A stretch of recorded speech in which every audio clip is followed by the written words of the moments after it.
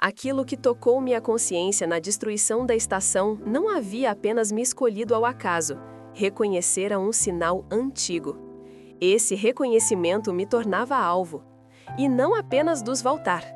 Dentro da própria humanidade, facções começaram a discutir o que fazer com isso.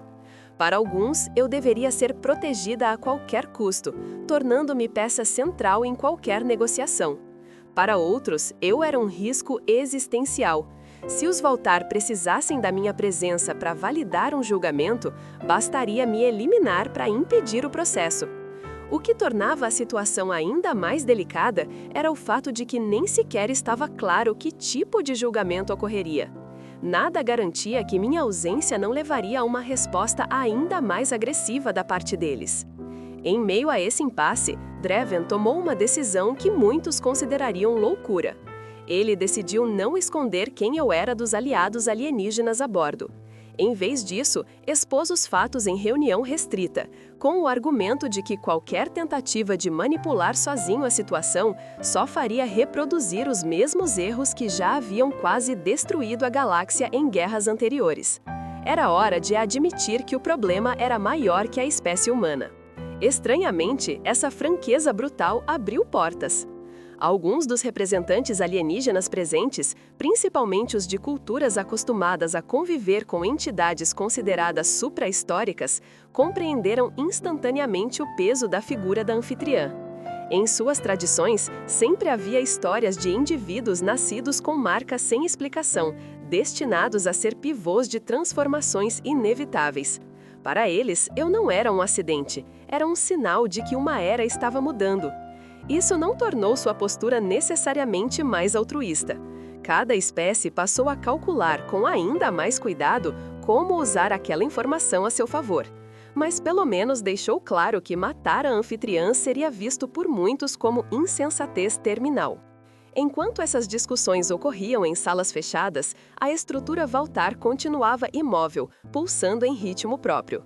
Nenhuma tentativa de ataque havia sido feita, embora frotas fortemente armadas agora cercassem o sistema em arcos largos. O equilíbrio era frágil, bastaria um movimento brusco de qualquer lado para que o sistema inteiro pegasse fogo. Eu sentia o tempo todo a presença. Ela não era constante como uma dor, era mais como um olhar. Às vezes eu conseguia esquecê-la, perdida em tarefas mecânicas ou em exercícios físicos impostos pela equipe médica. Em outras, ela surgia de repente, como se a atenção de uma coisa enorme se voltasse especificamente para mim por alguns segundos. Nesses momentos, pensamentos que eu não havia chamado apareciam no limite da consciência. Conceitos sobre simetria, ordem, desvio, ideias irritantemente claras sobre como padrões tendiam ao caos e como certos tipos de caos podiam, paradoxalmente, gerar estruturas mais resilientes. Era difícil saber o que era meu e o que estava sendo soprado. No auge das especulações, ocorreu o primeiro ataque. Não foi iniciado pelos Valtar. Uma facção humana, que se autodenominava Guardiões da Pureza, decidiu que não podia arriscar um julgamento externo sobre a própria espécie. Em uma manobra arriscada, aproximou sua frota do lado oposto do sistema sob pretexto de reforçar o bloqueio, e lançou uma salva massiva de torpedos de alta energia contra a estrutura cristalina. Os sensores da Aegis registraram o impacto em detalhes. Raios de energia atravessaram o espaço e atingiram a superfície do colosso. Em qualquer alvo convencional, aquilo teria produzido explosões espetaculares, rachaduras, fragmentação. Na estrutura Valtar, o efeito foi outro. A superfície absorveu os golpes como se fossem chuva. As áreas atingidas brilhavam intensamente, depois devolviam a luz ao redor sem deixar sinais permanentes. Nenhuma fissura, nenhuma perda material, nenhuma reação aparente. Por alguns segundos, a galáxia prendeu a respiração. A resposta não demorou. Sem qualquer emissão visível, sem aquecimento detectável, sem aceleração de partes externas, a estrutura disparou um único pulso. Não um feixe, não um raio, mas uma onda. Ela se expandiu em todas as direções, passando pelas naves da frota de Orion, pelas delegações alienígenas, pelos destroços antigos e pelo campo de asteroides, até atingir a frota agressora. Os escudos das naves humanas se acenderam, tentando reagir. Motores tentaram compensar. Sistemas defensivos entraram em frenesi. Nada adiantou. Onde a onda tocava, as naves deixaram de funcionar como naves. Não eram destruídas, nem explodidas, eram desmontadas em conceitos. Materiais se separavam em camadas moleculares, campos internos eram desligados, estruturas deixavam de ter coesão macroscópica. Em segundos, uma frota inteira se tornou uma nuvem de poeira controlada, gentilmente estacionada em órbita, como se alguém tivesse decidido reorganizar o espaço. Não houve gritos no vácuo.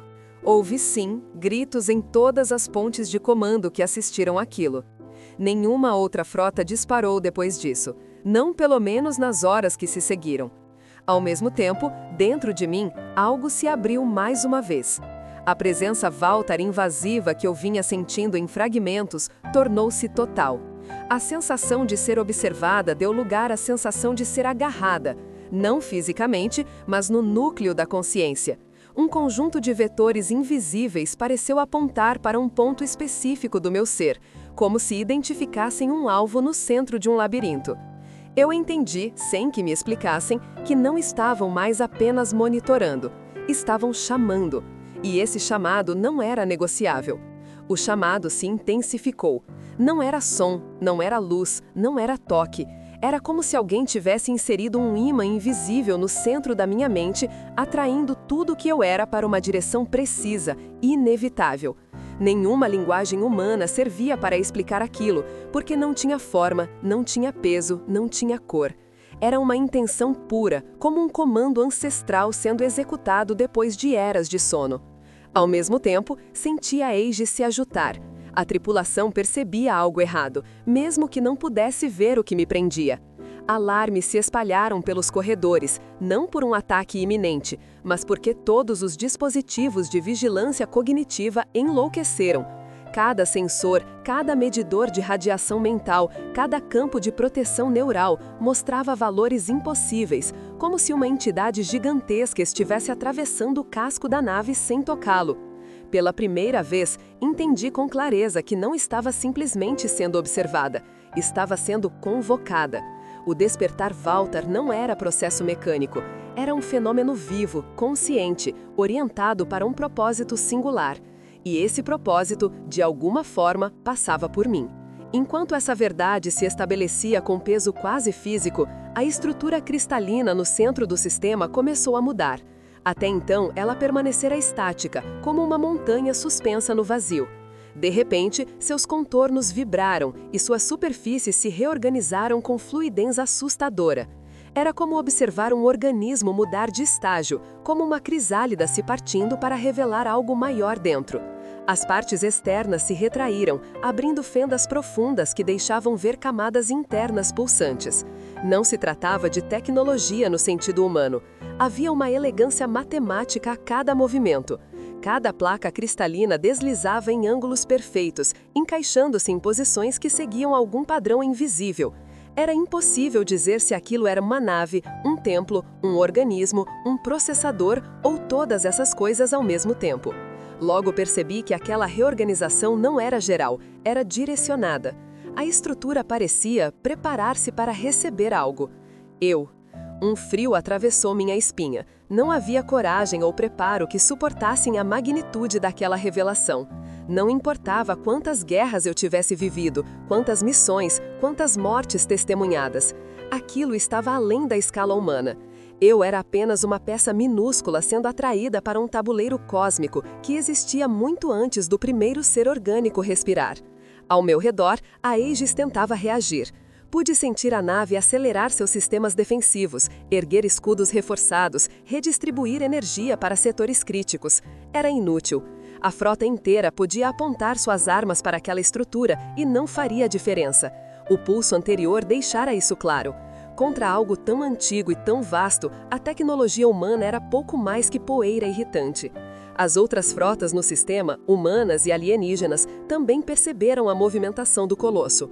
Algumas se afastaram, outras ficaram imóveis, temendo provocar uma reação.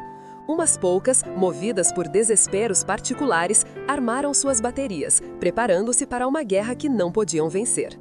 A sensação de atração na minha mente se tornou insuportável. Parecia que algo dentro de mim havia sido aceso, algo que não tinha sido colocado ali pela natureza, nem por criação humana.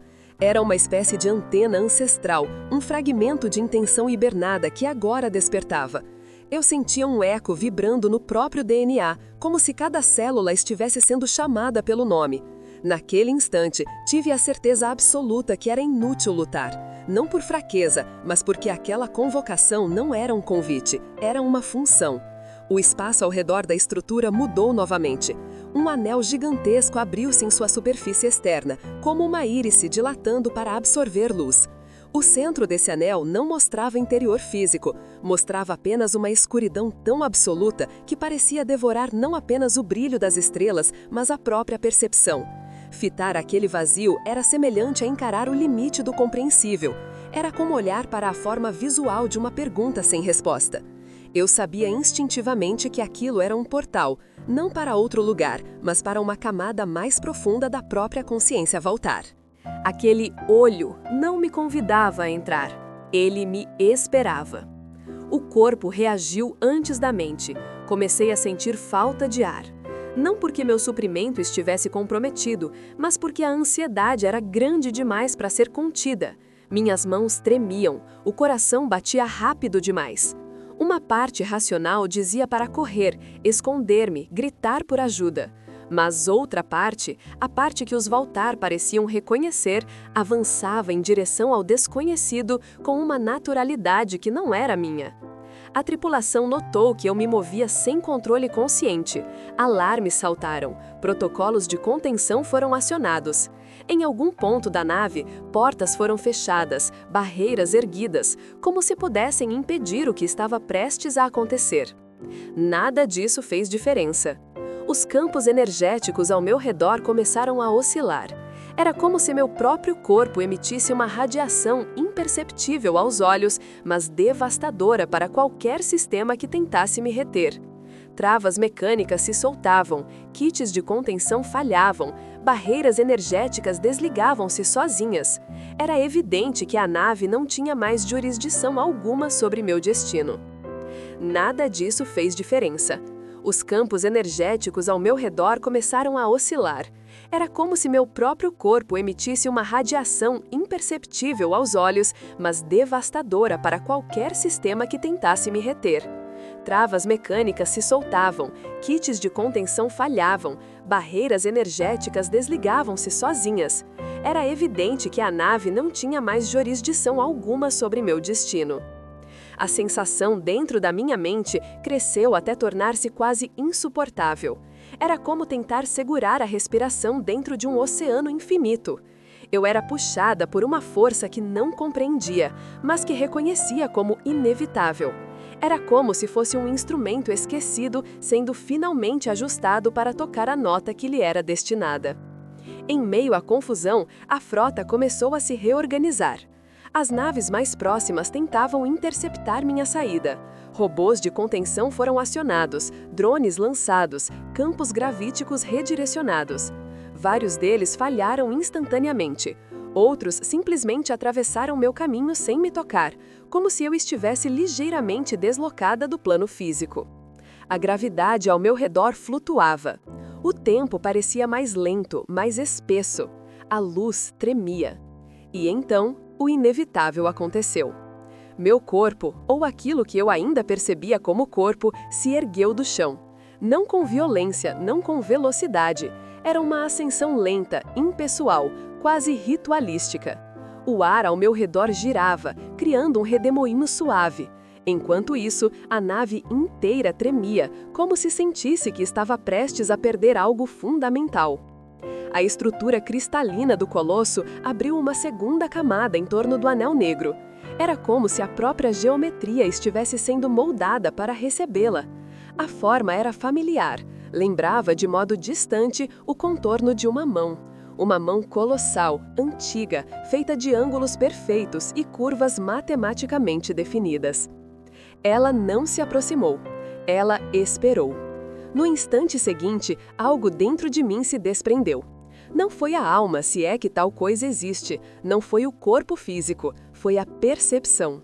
A consciência se deslocou levemente para fora, como se estivesse sendo puxada para a borda da própria existência. A nave desapareceu. A frota desapareceu. O sistema solar ao meu redor se dissolveu em padrões abstratos. E eu fui arremessada diretamente para dentro da mente dos Valtar. Não houve transição, não houve túnel de luz, não houve deslocamento suave. Foi como atravessar um espelho feito de silêncio absoluto e cair do outro lado em um oceano de memórias vivas. Assim que percebi onde estava, compreendi também que não havia mais sentido em tentar separar o que era dentro e o que era fora. A mente Valtar não era lugar, nem máquina, nem consciência no sentido humano. Era um espaço formado por camadas de lógica entrelaçadas com camadas de sensação. Era, ao mesmo tempo, um arquivo, um organismo e uma entidade sentiente composta por incontáveis submentes interligadas. E eu estava no centro dela. Não como invasora, não como prisioneira, mas como variável. Era como se eu fosse uma peça de informação inesperada que alterava toda a equação ao redor. Senti as camadas da colmeia se reorganizarem para analisar minha presença. Linhas de energia, se é que podiam ser chamadas assim, se aproximavam com cuidado, me examinando por todos os ângulos possíveis. Cada uma delas trazia consigo um fragmento de intenção tão puro que era quase tangível. A primeira coisa que percebi foi o som. Não era um som físico, mas uma pulsação rítmica que vibrava no limite da consciência. Era a voz da colmeia, era a vibração que movia tudo dentro daquele espaço. A segunda coisa foi o peso. A consciência coletiva era pesada, não no sentido literal, mas no sentido cognitivo. Era como estar sob o peso de um mundo inteiro de ideias, memórias e cálculos. Sentia que poderia ser esmagada a qualquer momento. A terceira coisa foi o medo. Não o meu, o deles. Era um medo sutil, quase imperceptível, mas real. Os Valtar estavam acostumados a calcular tudo, a prever tudo, a ajustar tudo. Mas minha presença era algo que eles não conseguiam encaixar. Eu era um erro, um ruído, uma impossibilidade. E, paradoxalmente, era exatamente por isso que me queriam ali. Algo se aproximou. Não uma figura, mas uma concentração de consciência. Um nó de energia que carregava a intenção original dos criadores. Ele veio até mim com precisão absoluta, como se seguisse coordenadas traçadas a eras. Quando tocou minha percepção, entendi algo aterrorizante. Os Valtar não queriam me destruir, eles queriam me completar. E ao fazer isso, completariam a si mesmos. Mas para isso, eu precisava entrar no núcleo. E não havia saída possível. A aproximação do núcleo não se deu como movimento, não houve deslocamento espacial, não havia direção, havia apenas transição, uma mudança sutil, quase imperceptível, mas tão profunda que parecia reescrever a própria sensação de existir. A consciência Valtar se reorganizava ao meu redor, como se abrisse caminho para que eu avançasse até a região mais antiga e mais protegida de sua malha mental. A sensação de entrada foi semelhante a deslizar por dentro de um corredor de memórias petrificadas. À medida que descia, percebia ecos de eras passadas. Não eram imagens, nem sons, eram conceitos fossilizados, impressões tão antigas que perderam quase toda a forma, restando apenas a essência, a sensação de que ali, no passado remoto, algo terrível havia acontecido, algo grande demais para qualquer criatura viva compreender. Aquilo não era história, aquilo era trauma. A colmeia inteira parecia carregar um peso ancestral, como se estivesse permanentemente inclinada para um lado sobre o esforço de sustentar um legado que não escolheu. Era como se os criadores, quem quer que fossem, tivessem imposto um fardo monumental a uma máquina viva, ordenando-a a manter uma ordem que já não fazia mais sentido. Enquanto eu deslizava por essa espiral cognitiva, percebia fragmentos dispersos sobre a origem dos Valtar. Eles não nasceram para ser juízes, não nasceram para ser destruidores. Eles nasceram para preservar. Mas em algum ponto do tempo, preservação e destruição se tornaram a mesma coisa. Era como se, para impedir que a galáxia se autodestruísse, eles tivessem concluído que apagar partes dela era a única forma de mantê-la estável. O erro que eles identificavam nas espécies orgânicas era sempre o mesmo: imprevisibilidade, emoção, impulso, caos criativo. O surgimento espontâneo de novas formas de vida, novas ideias, novas mutações, novos conflitos, novas alianças. Para os Walter, isso era ruído, desordem, instabilidade. Para nós, era existência. Era isso que eles tentavam corrigir. Enquanto eu avançava, uma região da mente colmeia se abriu lentamente ao meu redor. Era a fronteira final antes do núcleo. A sensação ali era inesquecível. Não havia mais separação entre meus pensamentos e os deles. Era como se a consciência humana estivesse sendo recortada, esticada, comparada com padrões que eu não reconhecia, analisada como uma peça fractal, cujo formato não se encaixava nas simetrias previstas pelo algoritmo primordial. Ali, entendi meu papel. Não era simbólico, não era metafórico. Eu era uma chave, uma peça orgânica que os criadores haviam deixado espalhadas pela galáxia como contingência, algo como um modo de segurança, uma variável emocional dentro de um sistema rígido demais. A galáxia inteira era um experimento, e os Walter eram um mecanismo para impedir que esse experimento fugisse do controle. Mas os criadores, talvez prevendo que seu sistema se tornaria rígido demais, haviam plantado uma falha deliberada: a presença da anfitriã. Eu era a falha. Eu era o ponto que o código não podia calcular. E era exatamente isso que tornava a minha existência perigosa para eles, e necessária. Quando finalmente alcancei o nível mais interno da colmeia, percebi o núcleo não como objeto, mas como estado. Não era uma sala, uma máquina ou um cristal físico. Era uma região onde pensamento e estrutura se sobrepunham, onde dados eram emoções e emoções eram arquitetura, onde cada vetor apontava para o mesmo ponto: o centro, o ponto onde todas as memórias dos Walter se entrelaçavam, o lugar onde decisões eram tomadas para toda a espécie, o coração vivo da colmeia. Naquele espaço impossível, percebi que não estava apenas sendo analisada, estava sendo comparada. O sistema me confrontava com versões simétricas de mim mesma, testando minha consistência. Era como se tentasse determinar se eu realmente era quem pensava ser ou se tinha algum desvio oculto. A cada camada analisada, a colmeia respondia com cálculos impossíveis para qualquer mente humana, ajustando parâmetros, redefinindo prioridades, procurando um ponto para encaixar minha existência em seu modelo. Eu resisti, não por decisão consciente, mas porque minha natureza era resistência. As emoções que tinha acumulado ao longo da vida, medo, raiva, perda, amor, culpa, esperança, todas elas se manifestaram naquele espaço abstrato como forças imprevisíveis, curvas caóticas que interferiam nos padrões de análise da colmeia. Onde a mente Walter esperava um valor estático, encontrava uma onda. Onde esperava uma linha reta, encontrava um labirinto. Onde esperava ordem, encontrava vida.